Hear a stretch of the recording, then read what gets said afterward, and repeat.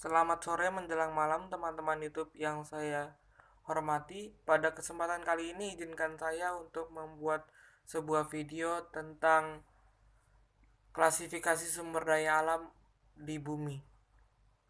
Tetapi sebelum menjelaskannya, saya akan memperkenalkan diri terlebih dahulu. Saya Risa Thomas dari kelas 11 IPS SMA Diakonia. Video ini saya buat dalam rangka mendukung pembelajaran geografi tentang sumber daya alam dan pemanfaatannya serta pengelolaannya. Nah, jadi untuk kalian semua selamat menyaksikan. Pertama, saya akan mulai menjelaskan terlebih dahulu dari apa itu sumber daya alam. Sumber daya alam seperti namanya ialah semua sumber daya atau benda-benda baik itu makhluk hidup maupun benda mati yang dapat kita gunakan dalam kehidupan sehari-hari yang berasal dari alam. Nah, seperti kita ketahui, sumber daya alam dapat diklasifikasikan menjadi 3 bagian, yaitu sumber daya alam berdasarkan jenisnya, sumber daya alam berdasarkan sifatnya, dan sumber daya alam berdasarkan pemanfaatannya. Sumber daya alam berdasarkan jenisnya dapat kita bagi menjadi dua, yaitu sumber daya alam hayati dan sumber daya alam non-hayati.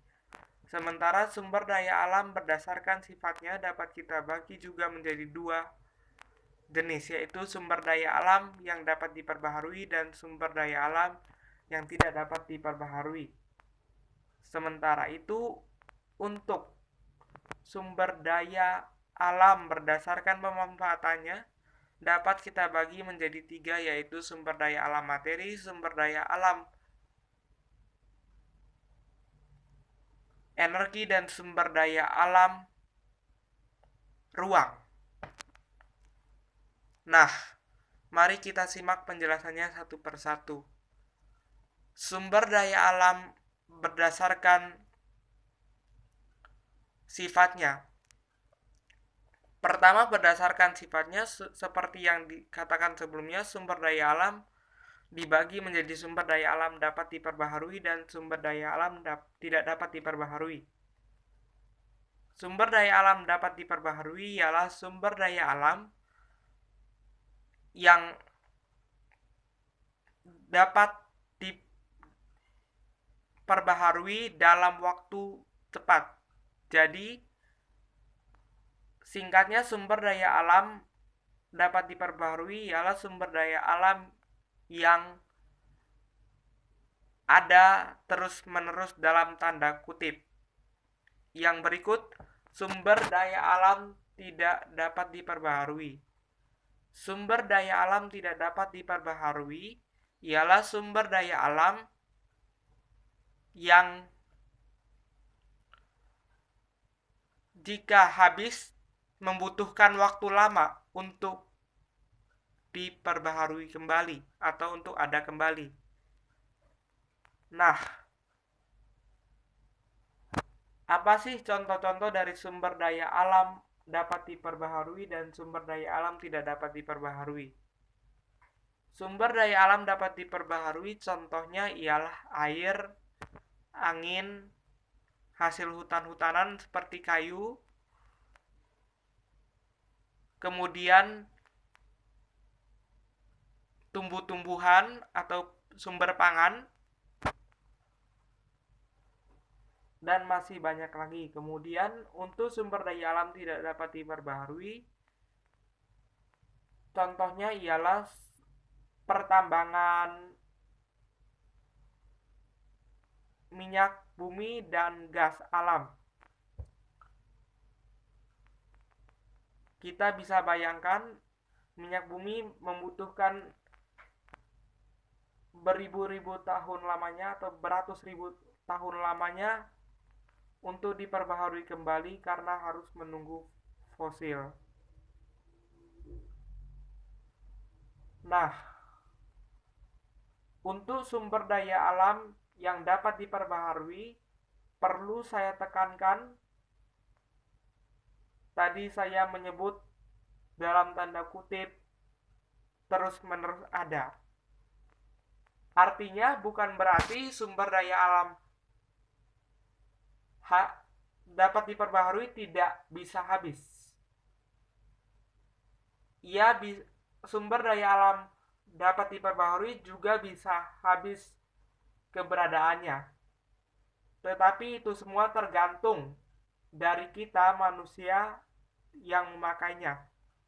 Jika kita terus-menerus mengambil air contohnya, misalnya yang tersedia airnya 10.000 liter, kita juga mengambilnya 10.000 liter, tentu pasti habis dan tidak akan ada lagi. Jadi perlu diingat, kita juga harus menggunakan sumber daya alam yang dapat diperbaharui secara bijak. Jangan karena itu cepat untuk diperbaharui, kita menggunakannya dan menghambur-hamburkannya. Berikutnya kita masuk ke sumber daya alam berdasarkan jenisnya. Sumber daya alam berdasarkan jenisnya dapat dibagi menjadi dua, yaitu sumber daya alam hayati dan sumber daya alam non-hayati. Sumber daya alam hayati ialah sumber daya alam yang berasal dari makhluk hidup. Sedangkan sumber daya alam non-hayati ialah sumber daya alam yang tidak berasal dari makhluk hidup.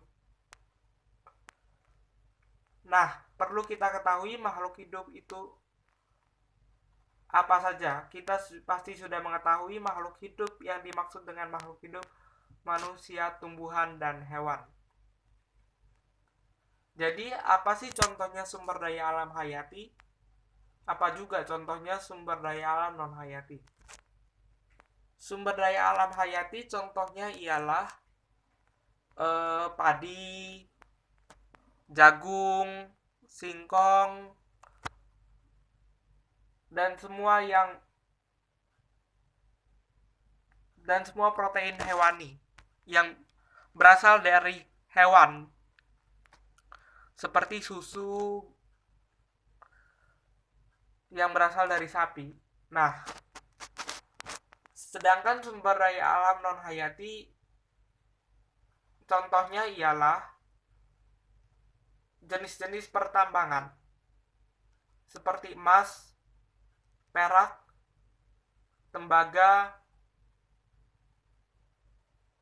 nikel, dan juga minyak bumi dan gas alam termasuk ke dalam sumber daya alam non-hayati. Juga angin dan udara itu sumber daya alam non-hayati. Nah, di sini perlu saya jelaskan tambahan sedikit. Sumber daya alam non-hayati itu bisa kita kategorikan, ada yang termasuk sumber daya alam dapat diperbaharui, juga ada yang termasuk sumber daya alam tidak dapat diperbaharui. Sumber daya alam dapat diperbaharui contohnya apa? Contohnya ialah yang termasuk dalam sumber daya alam non-hayati, contohnya ialah angin dan udara, air. Itu dapat diperbaharui, tetapi bukan berasal dari makhluk hidup. Jadi itu termasuk sumber daya alam dapat diperbaharui. Nah, kalau seperti minyak bumi, pertambangan itu tidak dapat diperbaharui, atau dalam tanda kutip butuh waktu lama untuk ada kembali. Jadi itu termasuk sumber daya alam tidak dapat diperbaharui. Nah, Kalau sumber daya alam hayati praktis, sumber daya alam hayati itu termasuk dalam jenis-jenis sumber daya alam yang dapat diperbaharui. Seperti padi, jagung, singkong kita tahu tidak membutuhkan waktu lama atau relatif membutuhkan waktu yang cepat untuk diperbaharui. Nah, berikutnya kita masuk ke sumber daya alam berdasarkan pemanfaatannya. Sumber daya alam ini ada 3 jenisnya, yaitu yang pertama sumber daya alam energi, sumber daya alam materi, dan sumber daya alam ruang. Nah, sumber daya alam energi ialah sumber daya alam yang fisiknya dapat kita lihat, tetapi fisiknya tersebut tidak bisa kita manfaatkan secara langsung. Contohnya apa? Contohnya matahari. Tentu matahari itu tidak bisa kita gunakan secara langsung. Nggak mungkin matahari kita gunakan. Tetapi yang kita gunakan dari matahari ialah sinar matahari. Sinar matahari kita tahu berfungsi untuk fotosintesis dalam tumbuhan dan juga untuk menjemur baju tentu kita membutuhkan sinar matahari. Nah, selanjutnya adalah sumber daya alam materi. Sumber daya alam materi ialah sumber daya alam yang fisiknya kita bisa lihat dan juga dapat kita manfaatkan secara langsung untuk kehidupan sehari-hari. Contohnya apa? Contohnya air, batu, itu bisa kita manfaatkan sehari-hari. Air kita tahu kita biasa gunakan untuk mandi. Sementara batu kita gunakan untuk mendirikan bangunan.